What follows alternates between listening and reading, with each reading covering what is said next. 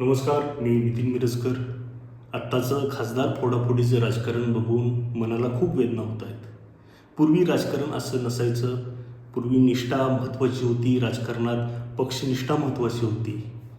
2011 साली मी ज्यावेळी मुंबईत शिकायला होतो कॉलेजमध्ये, त्यावेळी मी बघितलं होतं की त्यावेळी ठाण्याचे तत्कालीन खासदार शिवसेनेचे आनंद परांजपे यांनी शिवसेनेतून राष्ट्रवादी काँग्रेस पक्षात प्रवेश केल्यानंतर एक महिनाभर मुंबई आणि ठाण्या भागामध्ये हा एक धक्का मानला जात होता की शिवसैनिक कसं काय राष्ट्रवादी काँग्रेसमध्ये प्रवेश केला.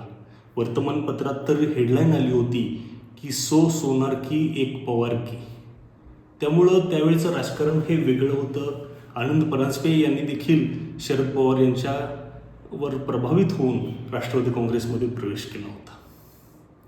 त्याचबरोबर 2005 सालचं नारायण राणेंचं जे बंड होतं माननीय स्वर्गीय बाळासाहेब ठाकरे यांच्या विरोधात, त्यावेळी देखील त्यांनी 7 आमदार शिवसेनेतून काँग्रेसमध्ये आणले होते. 6 त्यातले पोटनिवडणुकीत निवडून आले व त्यामध्ये विजय वडेट्टीवार असतील किंवा कालिदास कोळंबकर असतील असे दिग्गज नेते होते. त्यावेळी देखील एकदम आश्चर्याचा धक्का. पूर्ण वर्षभर 6 महिने ते वर्षभर हा मुद्दा गाजला होता की बाबा नारायण राणेंसारखा एक बाळासाहेब ठाकरेंचा सच्चा कार्यकर्ता कसं काय फुटला.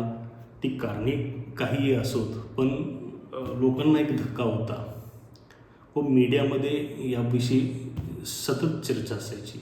मात्र आता खासदार हे नगरसेवक फुटल्याप्रमाणे, जसं नगरसेवक आधी आपण बघत होतो 5 लाखाला, 10 लाखाला, 15 लाखाला फुटायचे, तसे आता खासदार फुटत आहेत. रोज 20-20 खासदार फुटत आहेत.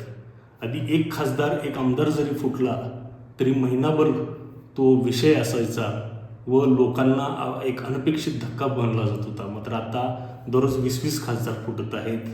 त्यामुळं राजकारणाचा स्तर खूपच खालावलेला आहे आणि ही आत्ताच्या राजकारणासाठी प्रचंड भयावह अशी स्थिती लोकशाहीसाठी उद्भवलेली आहे.